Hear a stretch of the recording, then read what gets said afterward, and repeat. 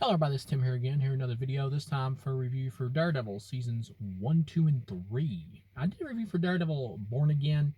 I gave it like a 3 out of 5. I liked that show. I did enjoy it. It wasn't great, but it was good. And now I'm pretty much just going to go ahead and rate like the entire original Netflix run of the Daredevil show, like Seasons 1, 2, and 3 all together. And now for them, I would say from a 1 to 5 stars, I'd give them a 4 out of 5. I enjoyed this show. I thought it was...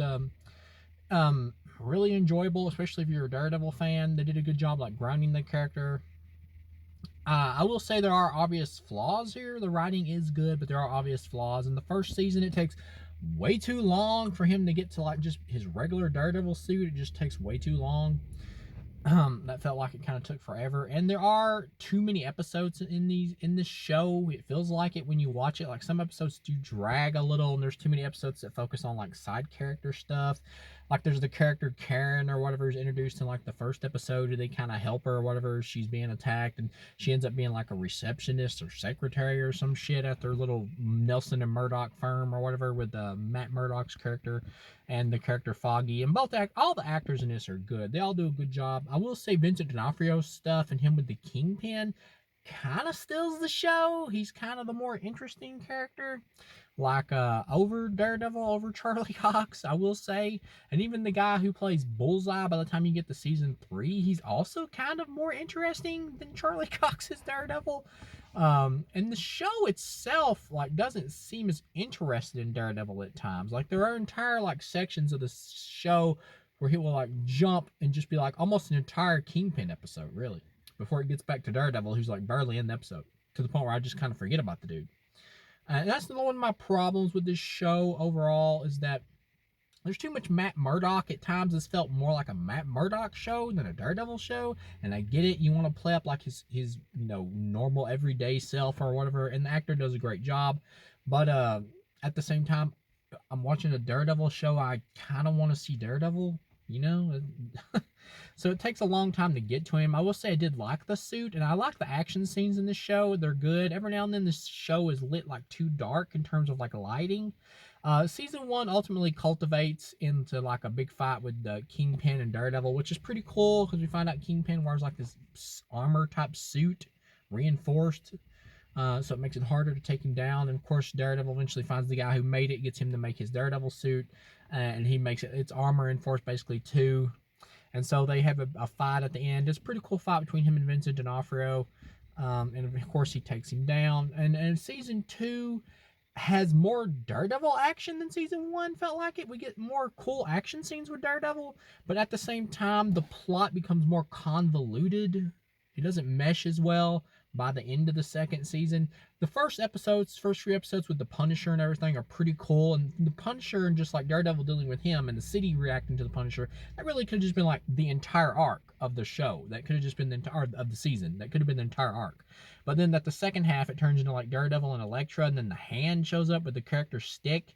When the character Elektra first showed up in this show, I'm only used to like the Jennifer Gardner version, so I'm not an expert on like the comic Elektra. When she first shows up, she's kind of annoying.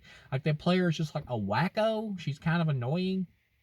But then I warmed up to her as she went along. So like she had some character growth and she started to open up more. We got more into her and everything, to the point where I started liking the chemistry between the guy that plays Daredevil and her. So I thought they gelled kind of well. So I didn't mind her the longer the season went on. And then when it got to like the ninja fights and everything, the action's pretty cool. And the guy who plays the Punisher, John Bernthal, he does a great job in this. Easily my favorite Punisher, I would say at this point. Favorite version of the Punisher.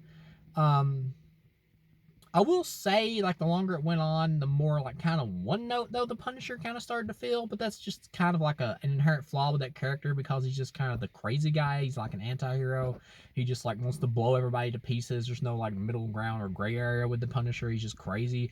And that kind of gets old after a little while. There's not many character directions you can take a character like that, because if you take him to the point where he finds a love interest or something, then that's going to take away part of the darkness in the character, and he won't be as forceful as the Punisher anymore. So then it's like, well, he's not really the Punisher anymore. You see? You know what I'm saying? So he's kind of one of those one-note characters just inherently.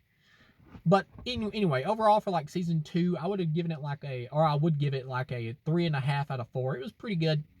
I like I said, it does start to collapse in on itself by the end. Season 3, I felt was an improvement quality wise, like writing wise. I felt like it was an improvement over season 1 and 2. But at the same time, when you jump into it, you're just kind of thrown into the season. You don't really know what the hell happened. You kind of have to watch the Defenders show, which I haven't seen yet, but I looked it up, and apparently you have to watch that before you see season 3. I think that's kind of a mistake. You should have like had season 1, 2, and 3 like go off of each other, and then did like the Defenders thing as like a spinoff after this series was over, instead of like in between. I don't like that. But yeah, once again, it's Matt Murdock trying to swear off like this after Elektra died in the Defenders show, which I got spoiled for me. So he's kind of like doesn't want to be Daredevil anymore or whatever, or some shit. And then of course you know he's gonna go through the arc of being Daredevil again. And by the end, he like decides he wants to kill the Kingpin and all that, but he doesn't. Instead, like takes him to jail at the end, and they come to like kind of an understanding where he won't bother Kingpin's wife Vanessa if Kingpin doesn't tell anybody who he is or whatever. So they keep a pact for that. So yeah, overall for season 3, it was stronger writing wise, but at the same time, I was more bored at times than season 2 because it had less Daredevil action, and I just would rather see Daredevil. And plots where it's like the hero's like, I'm not gonna be this anymore, or whatever, or I'm giving up my powers, like Superman or whatever does sometimes. Those they're just so routine and rote because the character is gonna come back to where he is. I could handle it somewhat in like season 1 when he wasn't Daredevil, where he eventually becomes Daredevil, because that's the arc of the first season, obviously.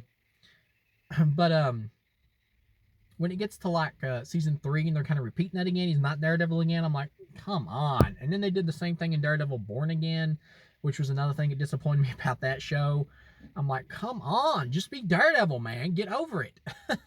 But yeah, overall, for the show as a whole, because of the great performances by the actors, and I like the mood and atmosphere of the show, and I enjoy the action scenes, I'd give it a 4 out of 5. I think it's a great show as a whole. I wouldn't say it's an amazing show or an awesome show, but as a whole, for this original Netflix run, I'd give it a 4 out of 5. It was great, and now I look forward to checking out Jessica Jones. So, thank you guys for watching, and I'll see you again.